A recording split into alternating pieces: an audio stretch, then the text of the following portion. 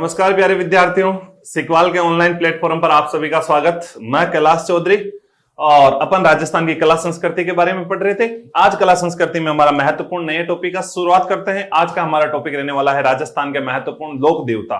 तो प्यारे विद्यार्थियों, आज अपन चर्चा करने वाले हैं, हमारा टॉपिक रहने वाला है लोक देवता के ऊपर।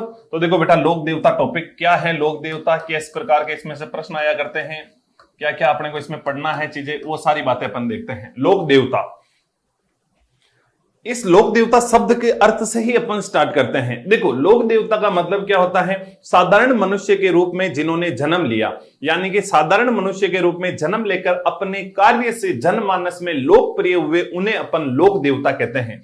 यानी ये कह सकते हैं कि लोक देवता का मतलब कोई भगवान होता है ना बाबा ना, भगवान तो अलग ही होता है। भगवान श्री रामचंद्र जी हैं, भगवान श्री कृष्ण हैं, जिनको संपूर्ण भारतवर्ष पूजता है। लेकिन लोक देवता एक पर्टिकुलर एरिया, एक क्षेत्र विशेष में पूजे जाते हैं। जैसे अपने बाबूजी महाराज है तो उनको राजस्थान में ही पूजा जाता है, उनको कर्नाटक में नहीं पूजा जाता है, तमिलनाडु में नहीं पूजा जाता है, असम में नहीं पूजा जाता है। लेकिन प्रभु श्री राम को असम भी पूजता है, तो कर्नाटक में भी पूजते हैं, तो राजस्थान में भी, तो जम्मू कश्मीर में भी पूजते हैं, तो नेपाल में भी पूजे जाते हैं। यानी कहने का मतलब क्या हो जाएगा बेटा, तो कहने का मतलब यह है कि ऐसे लोक देवता जिन्हें किसी क्षेत्र विशेष में पूजा जाता है, जिन्होंने साधारण मनुष्य के रूप में जन्म लिया लेकिन अपने कार्य से जनमानस में लोकप्रिय हुए, इसलिए इन्हें अपन क्या बोलते हैं बेटा, लोक देवता बोला करते हैं। तो देखो क्या क्या बातें आपको याद रखनी है इसमें। तो इसमें याद रखना है कि साधारण मनुष्य के रूप में,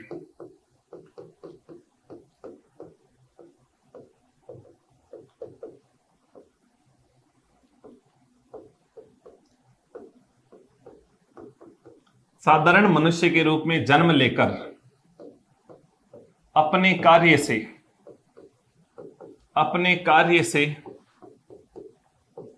जनमानस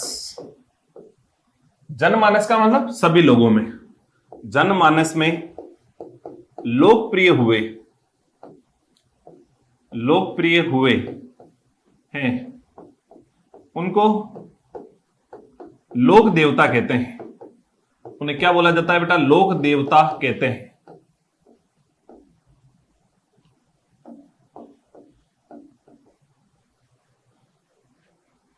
यानी कि अपने राजस्थान में बहुत सारे लोक देवता हुए हैं जिन्हें लोक देवता के रूप में उपाधि मिली है, जिसमें अपने पाबू जी, हड़बू जी, रामदेव जी, तेजा जी, गोगा जी, मांगलिया मेहा जी, ये सारे देवनारायण जी सारे अपने लोक देवता के रूप में प्रसिद्ध हुए। अब देखो, कुछ लोक देवता ऐसे हैं जिनकी पूजा मुस्लिम भी करते हैं और हिंदू भी करते हैं। यानी कि ऐसे लोक देवता जिन्हें मुस्लिम पूजते हैं, हिंदू भी पूजते हैं। मुस्लिम जिनकी पूजा लोक देवता के रूप में करते हैं, मुस्लिम जिनकी पूजा पीर के रूप में करते हैं, हिंदू उनकी पूजा देवता के रूप में करते हैं। ऐसे कितने लोक देवता है, तो वो है अपने 5 लोक देवता, जिन्हें अपन क्या बोला करते हैं, पंचपीर। ये पंचपीर क्या हुआ करते हैं बेटा, तो याद करना, पंचपीर ऐसे लोक देवता होते हैं जिन्हें लोक देवता भी कहते हैं और जिन्हें पीर भी कहते हैं, देवता। और इनको देवता क्यों कहते हैं और इन्हें पीर क्यों कहते हैं, दोनों बातें अपने को याद रखनी है। पीर इनको इसलिए कहते हैं क्योंकि ये मुस्लिमों में पूज्य है, मुस्लिम देवता न कहकर इन्हें पीर कहते हैं। जबकि हिंदू इन्हें क्या कहते हैं, तो हिंदू इन्हें लोक देवता, हिंदू इनकी पूजा लोक देवता के रूप में, लोक देवता के रूप में करते हैं, लोक देवता के रूप में करते हैं। जबकि मुस्लिम इनकी पूजा किस रूप में करते हैं, तो मुस्लिम इनकी पूजा पीर के रूप में करते हैं। मुस्लिम जो इनकी पूजा करते हैं किस रूप में करते हैं, पीर के रूप में। जबकि हिंदू इनकी पूजा किसके रूप में करते हैं, लोक देवता के रूप में। इन्हें पंचपीर को कहा जाता है। तो केवल 5 ऐसे लोक देवता हैं जिनको पूजा जाता है। और वो पंचपीर कौन कौन से हैं, तो वो है अपने, एक बार मैं आपको आगे बता देता हूं वो पंचपीर कौन कौन से हैं। तो मेरा गोपा है, ऐसे याद रखना, मेरा गोपा है, ये पंचपीर है। पंचपीर कौन कौन से है बेटा, तो पंचपीर है मेरा गोपा है। अगर आपसे पंचपीर पूछे तो याद रखना, मेरा गोपा है, यानी कि मेरा कोई गोपा है। अपन नहीं कहते ये मेरा गोपा है, ये किनका गोपा है, ये मेरा गोपा है। तो मेरा गोपा है, मैं से याद करने का प्रयास करना, मेहाजी। मेहाजी। कौन से मेहाजी? मांगल्य मेहाजी। रा से याद रखना अपने को रामदेव जी, रामदेव जी। गो से याद रखना अपने गोगा जी। पा से याद रखना अपने पाबू जी। और है से याद करना बेटा हड़बू जी। ये अपने 5 ऐसे लोग देवता, क्योंकि बहुत सी बार एग्जाम में प्रश्न आता है, अपन तेजाजी महाराज को भी पंचपीर में शामिल कर लेते हैं क्योंकि बहुत प्रसिद्ध लोक देवता है। जबकि ध्यान रखना तेजाजी को मुस्लिम पूजा नहीं करते हैं, अर्थात उन्हें पंचपीरों में शामिल नहीं किया जाता है। कौन कौन से हैं? मांगल्य मेहाजी, रामदेव जी, गोगा जी, पाबू जी और हड़बू जी। ये 5 अपने लोक देवता हैं जिन्हें पूजा जाता है, जिन्हें मुस्लिम किस रूप में पूजते हैं? पीर के रूप में। हिंदू किस रूप में पूजते हैं? लोक देवता के रूप में पूजा करते हैं। ये अपने राजस्थान के मुख्य रूप से पंच पीर कहलाते हैं। अब देखो बेटा, इसमें आपको याद क्या क्या रखने वाली बातें हैं। तो कौन से लोक देवता का उपनाम क्या हुआ करता है, इनका जन्म कहां पे हुआ है, इनके परिवार से संबंधित कौन कौन सी बातें हैं, इनके कार्य क्या हैं, वाद्य यंत्र कौन सा प्रयोग करते हैं, फड़ क्या होती है, ये सारी बातें अपने लोक देवताओं में पूछी जाती हैं। तो अगर अपन लोक देवताओं में सबसे पहले अगर अपन बात करें तो देखो 2-4 बातें याद रखनी है कि गायों की रक्षा के लिए, गायों की रक्षा के लिए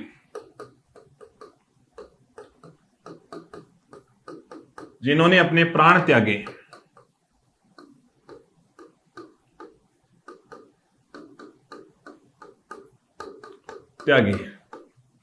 उन्हें लोक देवता कहते हैं, लोक देवता कहते हैं। यानी गायों की रक्षा के लिए जिन्होंने अपने प्राण त्याग दिए वो क्या कहलाते हैं? अपने लोक देवता कहलाते हैं। गायों की रक्षा के लिए युद्ध करते हुए जो वीर गति को प्राप्त हुए वो सारे के सारे अपने लोक देवता के रूप में प्रसिद्ध हुए। एक बात और याद रखनी है अपने को, और अगली बात क्या याद रखनी है तो वो अपने को देखेगा बेटा। एक बात और याद रखनी है अपने को कि लोक देवता मुख्य रूप से पश्चिमी राजस्थान में हुए।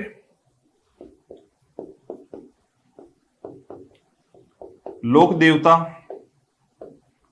मुख्य रूप से पश्चिमी राजस्थान में हुए। अपने जो सर्वाधिक लोक देवता हुए वो कौन से राजस्थान में हुए थे बेटा? तो अपने सर्वाधिक लोक देवता पश्चिमी राजस्थान में हुए। याद रह जाएगी ये सारी बातें। फिर अपने को और क्या बातें याद रखनी है? तो और अपने को याद रखनी है वाली बातें जो है वो याद रखना है कि सर्वाधिक जो लोक देवता हुए हैं वो राजपूत परिवार में, सर्वाधिक लोक देवता राजपूत परिवार में हुए। अपने राजस्थान में जितने भी लोक देवता हुए उसमें सबसे ज्यादा जो लोक देवता प्रसिद्ध हुए हैं वो राजपूत परिवारों में प्रसिद्ध हुए, क्योंकि राजपूत क्या हुआ करते थे? क्षत्रिय, और क्षत्रियों का काम क्या हुआ करता था? गायों की रक्षा करना। राजपूत पहले गायों की रक्षा के लिए प्रसिद्ध थे, गायों की रक्षा के लिए प्रसिद्ध थे बेटा।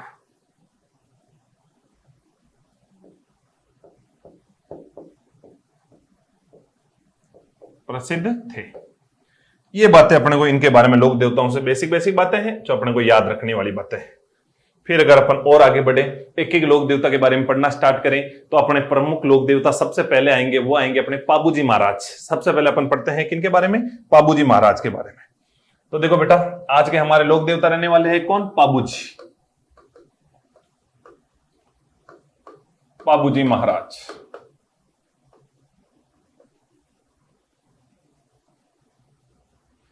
पाबूजी के बारे में आपको कौन कौन सी बातें याद रखनी है, पाबूजी के बारे में एग्जाम में अपने को क्या क्या पूछा जा सकता है, ये सारी बातें अपने को देखनी है।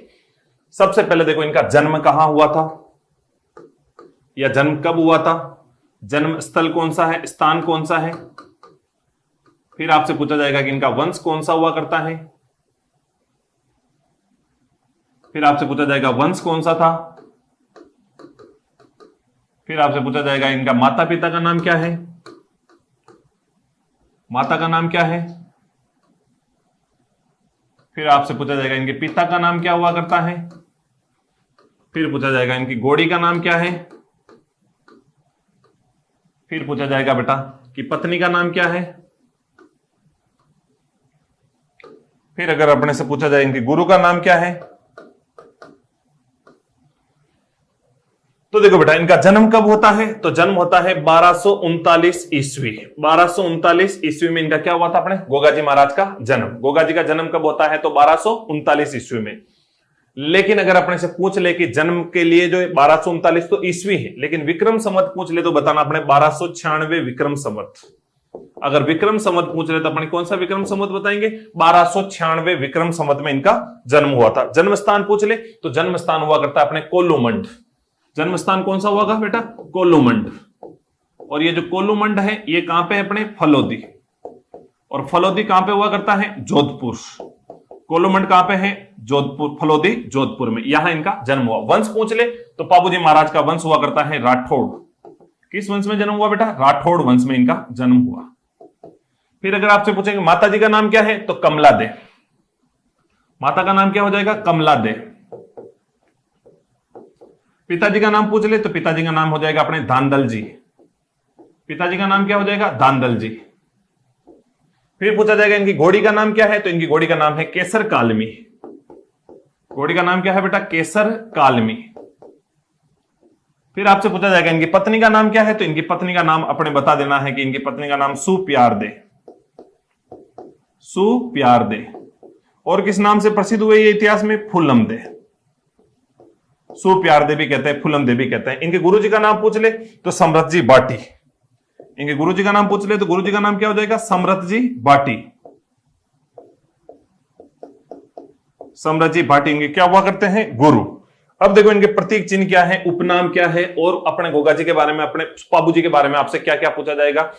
तो पाबू जी के बारे में ये तो हो गया। फिर देखेगा और अपन बात करते हैं पाबू जी महाराज के बारे में।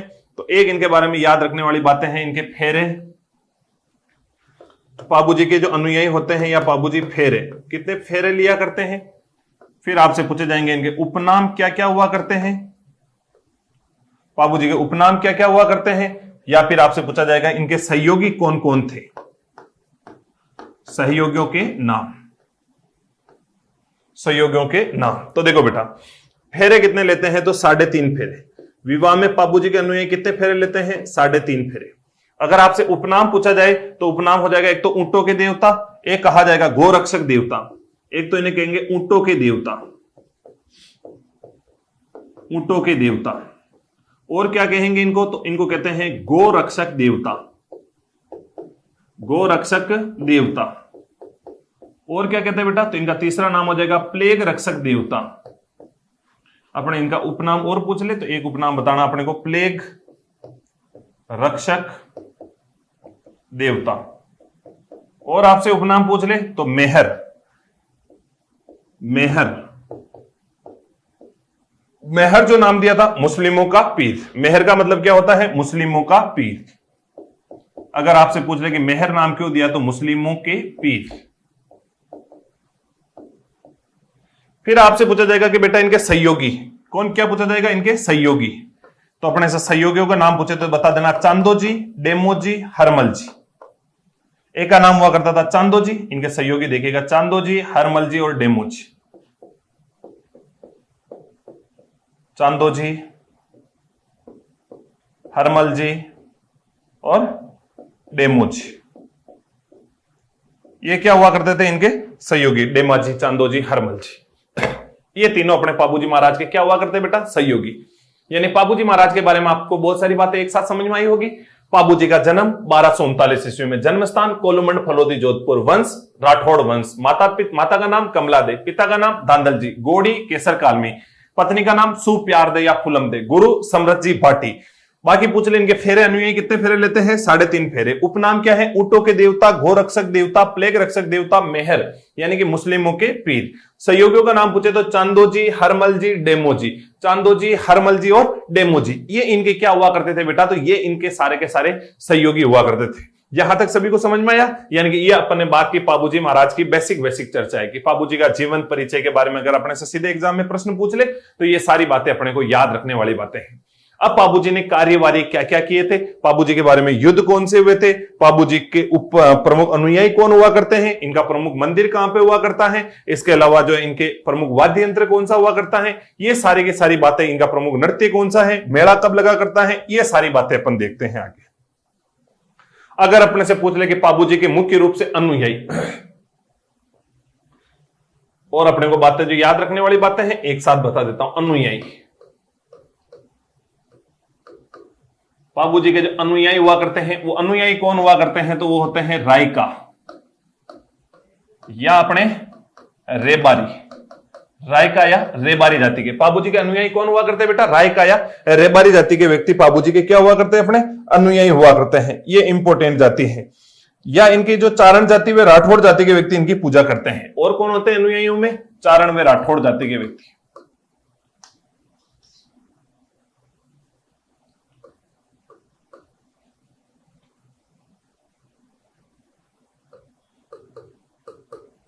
चारण व राठौड़ जाति। इसके अलावा पूछ ले तो नायक जाति, नायक जाति, ये इनके क्या हुआ करते हैं बेटा, अनुयायी। पाबूजी के मुख्य रूप से अनुयायी रायका या रेबारी जाति जो ऊंट पालक जाति हुआ करती है, चारण व राठौड़ जाति और नायक जाति, ये इनके रूप मुख्य रूप से अनुयायी हुआ करते हैं। इनके बारे में अगर पूछ ले प्रमुख नृत्य, प्रमुख नृत्य कि पाबूजी का जो है ना, पाबूजी के यहां पर किया जाने वाला प्रमुख नृत्य कौन सा है, तो अपने बता देना कि थाली नृत्य। इनका प्रमुख नृत्य कौन सा हो जाएगा बेटा, थाली इनका प्रमुख नृत्य हो जाएगा। फिर आपसे पूछा जाएगा पाबूजी महाराज के प्रमुख जो है वाद्य यंत्र, प्रमुख वाद्य यंत्र।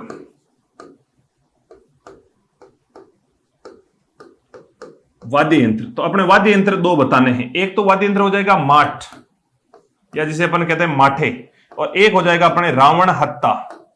एक कौन सा हो जाएगा, रावण हत्ता। तो देखो बेटा, माठे वाद्य यंत्र की अगर अपन बात करें तो माठे वाद्य यंत्र जो है ये चमड़े से मढ़ा हुआ एक वाद्य यंत्र होता है, जिसका कब प्रयोग किया जाता है, तो इसका पाबूजी के पवाड़ों का वाचन करते समय। इसका प्रयोग कब करते हैं, पाबूजी के पवाड़ों का वाचन करते समय। पाबूजी के पवाड़े का वाचन करते समय।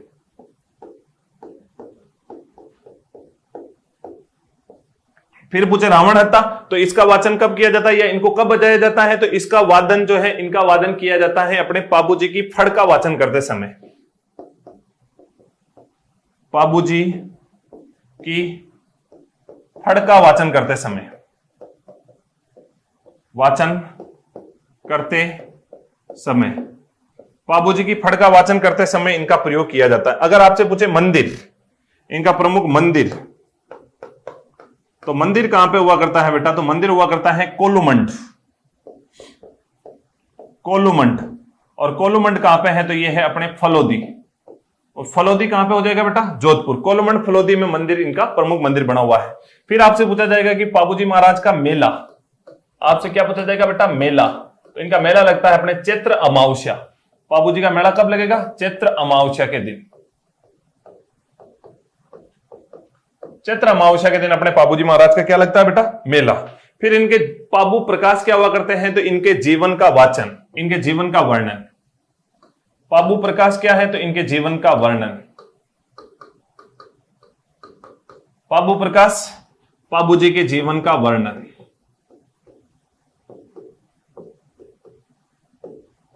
जीवन का वर्णन, ये क्या कहलाता है बेटा, तो ये कहलाता है अपने पाबू प्रकाश। पाबू प्रकाश क्या है, तो पाबूजी के जीवन का वर्णन। इसकी रचना किसने करी, तो इसकी जो रचना करी थी आशिया मोड़जी ने। रचना आशिया मोड़जी द्वारा।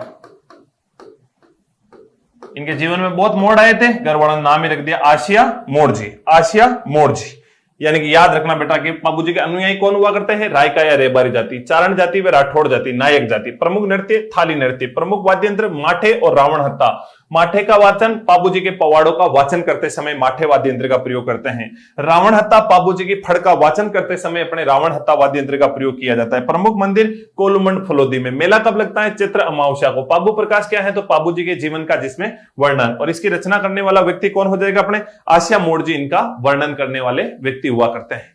यहां तक किसी भी बालक को कोई समस्या नहीं है, यहां तक किसी भी बालक को कोई समस्या। आगे देखेगा, अब इन्होंने एक युद्ध भी लड़ा था, बाबूजी ने एक युद्ध किया था, और वो युद्ध किसके बीच में हुआ था? अपने बहनोई जिंदराव खींची के बीच में। कुछ कहानी है, उस कहानी को एक बार समझेगा बेटा।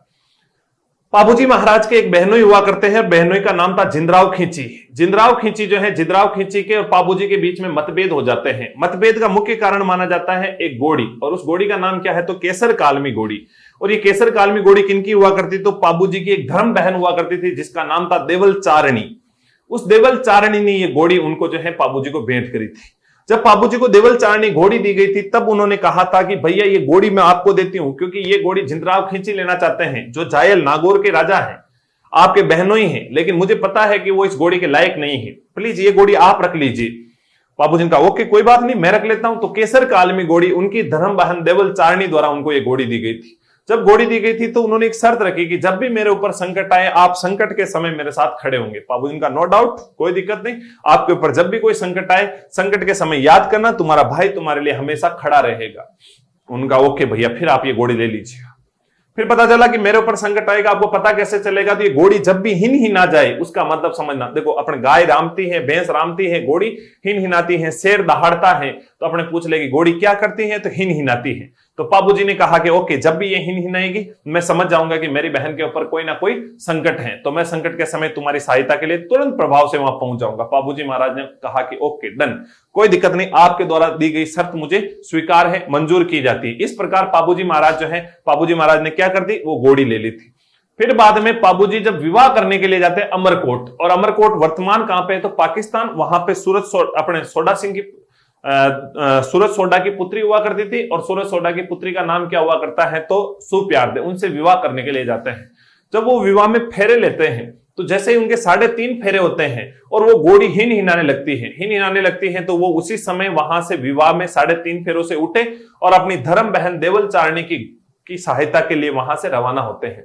और एक गांव हुआ करता है जिसका नाम है देचू गांव। और ये देचू गांव कहां पे बेटा? तो देचू गांव अपने जोधपुर में, जहां पर 1276 ईस्वी में, कब? 1276 ईस्वी में ये गायों की रक्षा के लिए वहां युद्ध करते हैं। और देचू गांव का युद्ध किसके बीच में? अपने ही बहनोई जिंदराव खींची के बीच में इनके युद्ध होता है।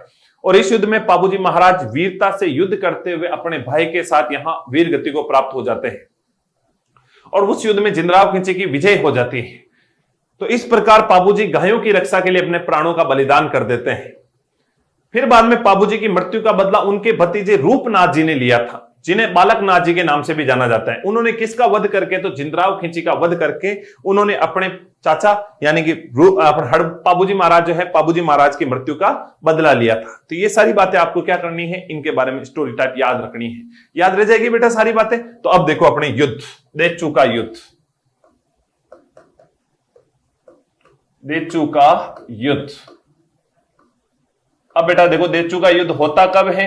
आपसे पूछा जाएगा कब हुआ, तो अपने बता देना कि युद्ध हुआ था 1276 ईस्वी में। कब हुआ था? 1276 ईस्वी में। कहां पर हुआ था? तो अपने बता देना कि जोधपुर। देचू गांव कहां पे हुआ करता है? अपने जोधपुर में। यहां पर यह युद्ध होता है। किसके बीच में होता है? तो यह युद्ध होता है बाबूजी वर्सेस जिंदराव खींची। बाबूजी वर्सेस जिंदराव खींची। युद्ध का कारण पूछे आपसे कि कारण, तो देवल चारणी की गायों को बंदी बनाना। देवल चारणी की गायों को जिंदराव खींची ने पकड़ लिया। जिंदराव खींची ने पकड़ लिया था। जिंदराव खींची द्वारा क्या कर लिया गया था? देवल चारणी की गायों को पकड़ लिया था बेटा। एक बड़ा कारण यह माना जाता है। फिर अगर आपसे पूछे कि इस युद्ध में जिंदराव खींची जो है, जिंदराव खींची कहां का शासक था? एक बात और याद रखना आपने, जिंदराव खींची जायल, और जायल कहां पे हुआ करता है? नागौर का शासक। नागौर का शासक क्या लगा करता था बाबूजी के? इनके बीच में रिश्ता क्या हुआ करता था? तो आप याद रखना कि जिंदराव खींची उनके बहनोई लगा करता था। बहनोई, बहनोई का मतलब इन्होंने अपनी बहन का विवाह जिंदराव खींची के साथ करवाया था। युद्ध का परिणाम क्या रहा? तो युद्ध का परिणाम रहा था अपने जिंदराव खिंची की विजय। परिणाम जिंदराव खिंची की विजय। फिर पूछ ले पाबूजी, पाबूजी गायों की रक्षा, गायों की रक्षा के लिए युद्ध करते हुए वीर गति को प्राप्त, वीर गति को प्राप्त हुए।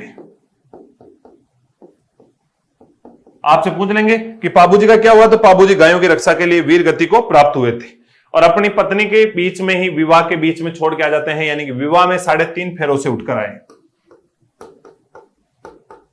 विवाह में 3.5 फेरों से उठकर आए, इसलिए पाबूजी के अनुयायी, पाबूजी के अनुयायी 3.5 फेरे लेते हैं।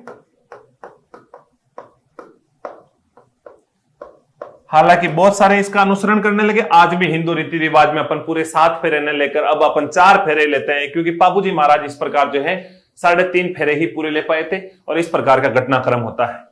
यानी कि गांव युद्ध कहां पे हुआ था? देचू का युद्ध कब हुआ था? 1276। कहां पे हुआ था? जोधपुर में। किस किस के बीच में हुआ था? ये युद्ध हुआ था जिंदराव खींची वर्सेज अपने पाबूजी महाराज के बीच में। युद्ध का कारण क्या था? तो देवल चारने की गायों को जिंदराव खींची ने पकड़ लिया था, तो गायों की सुरक्षा के लिए। जिंदराव खींची कहां का राजा था? जायल नागौर का शासक हुआ करता था। रिश्ता क्या लगा करता था? बहनोई। परिणाम क्या रहा था? जिंदराव खींची की विजय हो जाती इस युद्ध में। पाबूजी महाराज गायों की रक्षा के लिए युद्ध करते हुए इस प्रकार वीर गति को प्राप्त होते हैं। विवाह में 3.5 फेरों से उठकर आए थे, इसलिए आज भी पाबूजी के अनुयायी विवाह में कितने फेरे लिया करते हैं? 3.5 फेरे लिया करते हैं बेटा। तो ये सारी बातें आपको याद रह जाएगी यहां तक। अब अपन आगे बात करते हैं। एक बात अपने यहां पर और याद रख लेना, छोटी सी बात है, ज्यादा कोई इतनी इंपॉर्टेंट है नहीं, छोटी सी बात है बेटा।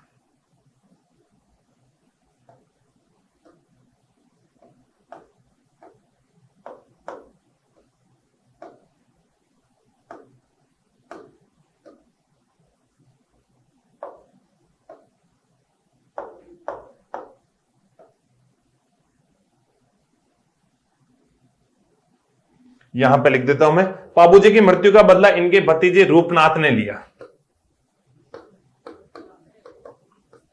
पाबूजी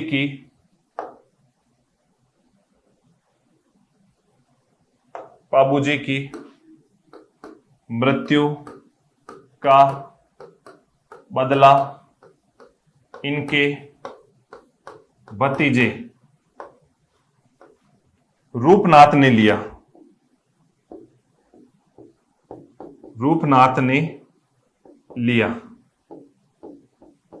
यह बात और जरूर याद रखना कि किस प्रकार रूपनाथ जी ने लिया, तो जिंदराव खिंची का वध करके रूपनाथ जी ने अपने जो है पाबूजी महाराज की मृत्यु का बदला लिया था।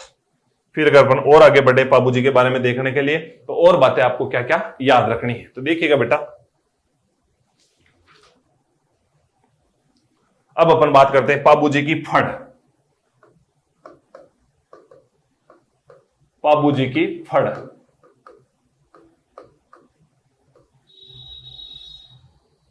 पाबूजी की फड़। देखो बेटा, पाबूजी की फड़ जो है ये राज्य की सबसे लोकप्रिय फड़ हुआ करती है। इनकी फड़ का वाचन रायका या रेबारी जाति के भोपे किया करते हैं। फड़ का वाचन कब किया जाता है? तो फड़ का वाचन ऊंट जो है बीमारी से स्वस्थ होने पर किया जाता है। और फड़ पड़ी कब जाती है? तो फड़ का जो है, फड़ को पड़ा कब जाता है? तो ऊंट बीमार होने पर। देखो, वाचन कब किया जाता है? तो ऊंट तैयार होने पर। लेकिन उसको पड़ा कब जाता है? तो ऊंट बीमार होने पर उनकी फड़ को पड़ा जाता है और बाकी पूजा की जाती है, पड़ा जाता है। उसके बाद आपसे पूछे कि इनकी फड़ किससे निर्मित होती है? तो चांदी से निर्मित होती है। चांदी से निर्मित होने के कारण ये राज्य की सबसे लोकप्रिय फड़ हुआ करती है। वाद्य यंत्र कौन सा प्रयोग में करते हैं? तो रावण हत्ता वाद्य यंत्र का इनका प्रयोग किया जाता है। तो ये सारी की सारी बातें याद रखनी है। तो देखो बेटा, पाबूजी की फड़, इनकी फड़ राज्य की सबसे लोकप्रिय फड़ हैं, लोकप्रिय फड़ हैं। इनकी फड़ कैसी फड़ है? राज्य की सबसे लोकप्रिय फड़ है। फड़ का वाचन, फड़ का वाचन ऊंट बीमारी से सही होने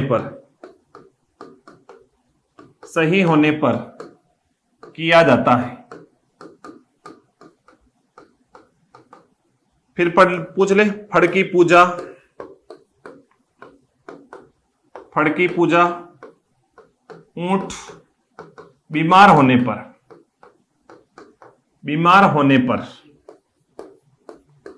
रात्रि काल में, कब करते हैं? रात्रि काल में करते हैं।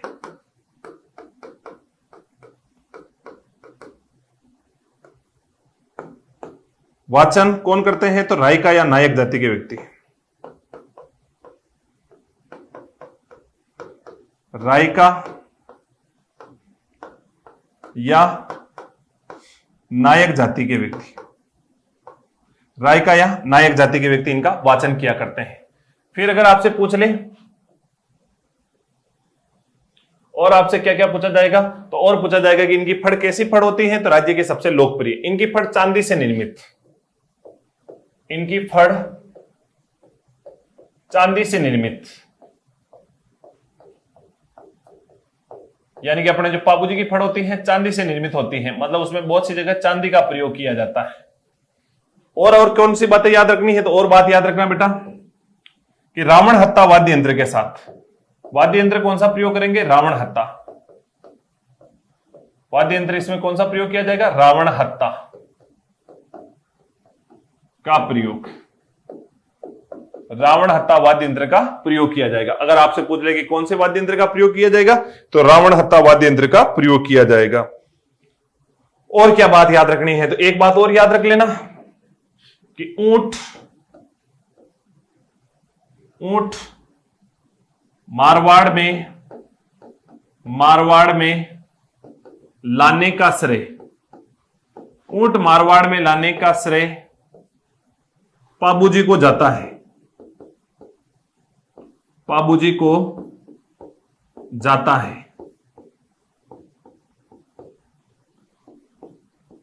ऊंट पालक जाति रायका या अपन और क्या कह सकते हैं? रेबारी, रायका या रेबारी कह सकते हैं। रायका या रेबारी जाति को अपन क्या कहते हैं? ऊंट पालक जाति कहते हैं। और ऊंट बीमार होने पर किसकी पूजा करते हैं? पाबूजी की। ऊंट बीमार होने पर पाबूजी की पूजा की जाती है, पाबूजी की पूजा की जाती है। ऊंट बीमार होने पर किन की पूजा की जाएगी बेटा? तो ऊंट बीमार होने पर अपने पाबूजी महाराज की पूजा की जाएगी। सारी की सारी बातें अपने को याद रखनी है। इनकी फड़ राज्य की सबसे लोकप्रिय फड़ है। फड़ का वाचन ऊंट बीमार होने पर व सही होने पर किया जाता है। ऊंट बीमारी से सही होने पर, है ना, ऊंट बीमारी से सही होने पर किया जाता है। फड़ की पूजा ऊंट बीमार होने पर रात्रि काल में करते हैं। वाचन रायका या नायक जाति के व्यक्ति, इनकी फड़ चांदी से निर्मित होती है। वाद्य यंत्र रावण हत्ते का प्रयोग किया जाता है। ऊंट मारवाड़ में लाने का श्रेय इनको जाया करता है। ऊंट पालक जाति रायका या रेबारी जाति हुआ करती है। ऊंट बीमार होने पर पाबूजी की पूजा की जाती है।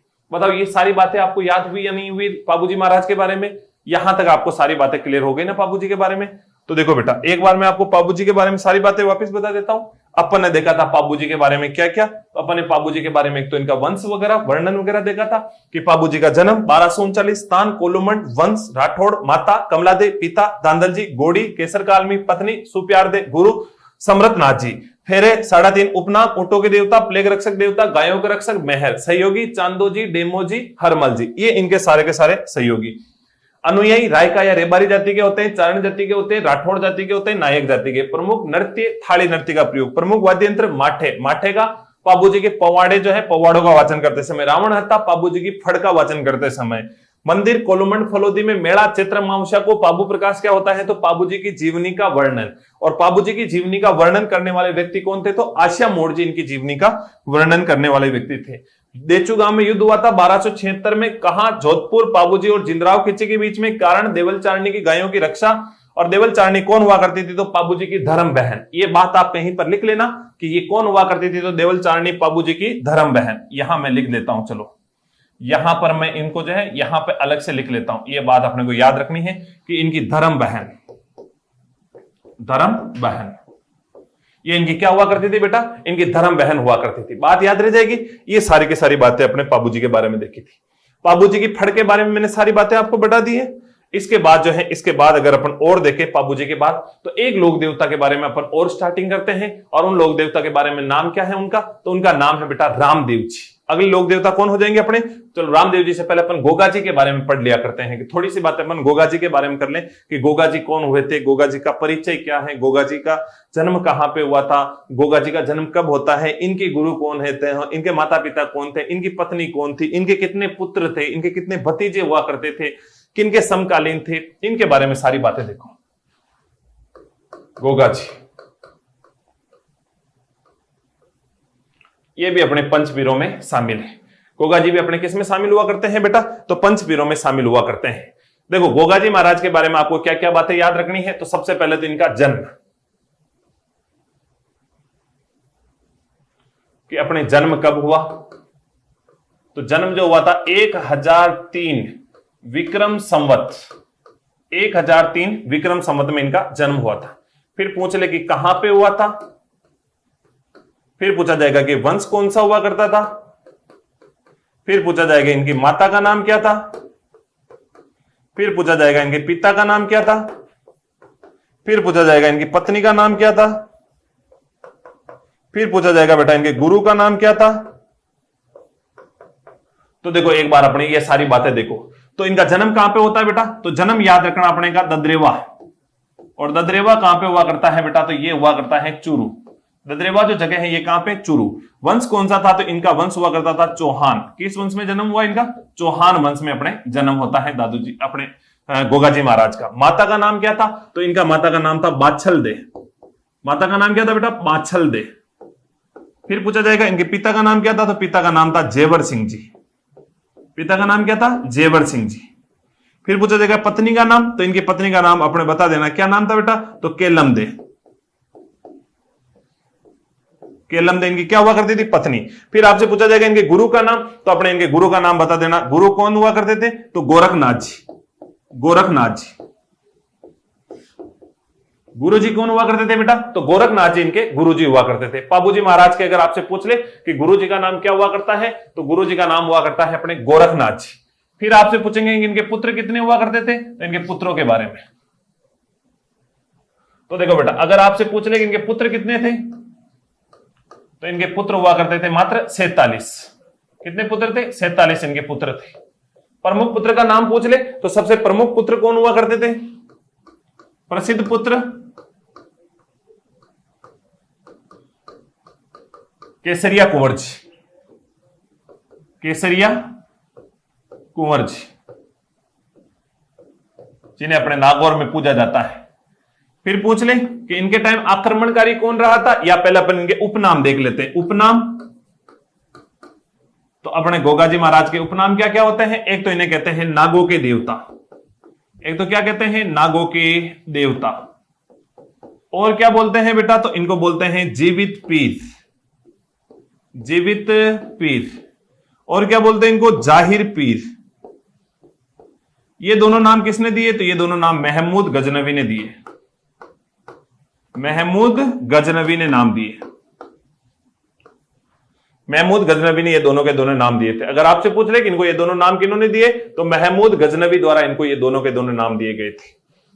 फिर पूछा जाएगा कि इनका प्रमुख मंदिर, प्रमुख मंदिर कहां पे है, तो इनका प्रमुख मंदिर जो है वो है अपने नौहर।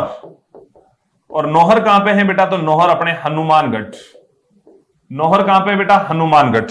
नौहर हनुमानगढ़ में इनका क्या है, सबसे प्रसिद्ध मंदिर। अगर आपसे पूछ ले कि गोगा जी महाराज का सबसे प्रसिद्ध मंदिर कहां पे है, तो सबसे प्रसिद्ध मंदिर है नौहर हनुमानगढ़ में। फिर आपसे पूछा जाएगा कि इनके जो है इनका मेला कब लगा करता है, तो मेले के बारे में याद रखना, भाद्रपद कृष्ण नवमी, भाद्रपद कृष्ण नवमी। लेकिन अगर मैं नौहर वाली बात करूं तो ये मेला भाद्रपद कृष्ण नवमी को नहीं लगता है, ये 1 महीना तक चलता है, जो अपने राज्य का सबसे लंबा पशु मेला हुआ करता है। तो वो गोगा मेड़ी पशु मेला अलग चीज हो जाया करती है। इनके टाइम आक्रमणकारी कौन हुआ करता था, आक्रमणकारी। तो आक्रमणकारी में आपको याद रखनी है बात, आक्रमणकारी महमूद गजनवी, महमूद गजनवी, ये इनके टाइम क्या हुआ करता था बेटा, आक्रमणकारी। अगर आपसे पूछे कि आक्रमणकारी कौन है, तो आक्रमणकारी हुआ करता था अपने महमूद गजनवी। अगर पूछ ले कि कौन से वृक्ष के नीचे इनका थाम हुआ करता है, अगर पूछ ले वृक्ष, तो अपने वृक्ष बता देना कि खेजड़ी वृक्ष के नीचे। कौन से वृक्ष के नीचे बेटा, खेजड़ी। इनके जो थान होते हैं वो कौन से वृक्ष के नीचे हुआ करते हैं, खेजड़ी वृक्ष के नीचे। वापिस देखो अपनी सारी बातें गोगा जी महाराज के बारे में। गोगा जी को जो है क्या कहते हैं, तो मारवाड़ के लोग गोगू कहते हैं। क्या बोलते हैं, गोगू। जन्म 1003 विक्रम संवत, कहां पे हुआ, ददरेवा चूरू में इनका जन्म हुआ था। वंश चौहान वंश। माता का नाम बाछल दे, पिता का नाम जेवर सिंह जी, पत्नी का नाम केलम दे, गुरु का नाम गोरखनाथ जी। पुत्र कितने हुए, 47। प्रसिद्ध पुत्र का नाम केसरिया कुंवर जी। उपनाम नागों के देवता, जीवित पीर, जाहिर पीर। ये दोनों नाम किन्होंने दिए थे, महमूद गजनवी ने दिए। मंदिर नौहर हनुमानगढ़ में। मेला भाद्रपद कृष्ण नवमी को मेला लगा करता है। इनका मेला कब लगा करता है, भाद्रपद कृष्ण नवमी को। आक्रमणकारी महमूद गजनवी इनके टाइम आक्रमणकारी हुआ करते थे। तो ये सारी बातें अपने किनके बारे में याद रखनी है, ये सारी के सारी बातें अपने गोगा जी महाराज के बारे में याद रखनी है। बताओ यहां तक किसी भी विद्यार्थी को कोई समस्या गोगा जी के बारे में, कोई समस्या नहीं है। तो आज अपन ने जो है एक तो देखा था किनके बारे में, पाबू जी के बारे में। इस सेशन में अपन देखेंगे एक तो पाबू जी के बारे में, और एक अपन देख रहे हैं गोगा जी के बारे में, बेसिक चीजें गोगा जी के बारे में देखी। तो एक बार अपने सारी की सारी बातें मैं आपको वापस बता देता हूं। तो देखिएगा बेटा, अपन ने आज किस किस के बारे में देखा था। तो सबसे पहले तो अपन ने देखा था लोक देवता क्या होते हैं, लोक देवता का परिचय वगैरह देखा था कि साधारण मनुष्य के रूप में जन्म लेकर अपने कार्य से जनमानस में लोकप्रिय हुए, उन्हें लोक देवता कहा जाता है। पंच पीर देवता कौन कहते हैं, तो हिंदू इनकी पूजा देवता के रूप में करते हैं, मुस्लिम इनकी पूजा पीर के रूप में किया करते हैं। 5 ऐसे लोक देवता हैं जिनकी मैंने आपको एक ट्रिक से बताया था, मेरा गोपा है, मेरा गोपा है। मेरा से क्या हो जाएगा, मेहाजी, रा से रामदेव जी, गो से गोगा जी, पा से पाबू जी, है से हड़बू जी। यहां तक किसी को कोई समस्या नहीं थी। गायों की रक्षा के लिए जिन्होंने अपने प्राण त्यागे वो लोक देवता के रूप में प्रसिद्ध हुए। लोक देवता मुख्य रूप से पश्चिमी राजस्थान में हुआ करते हैं।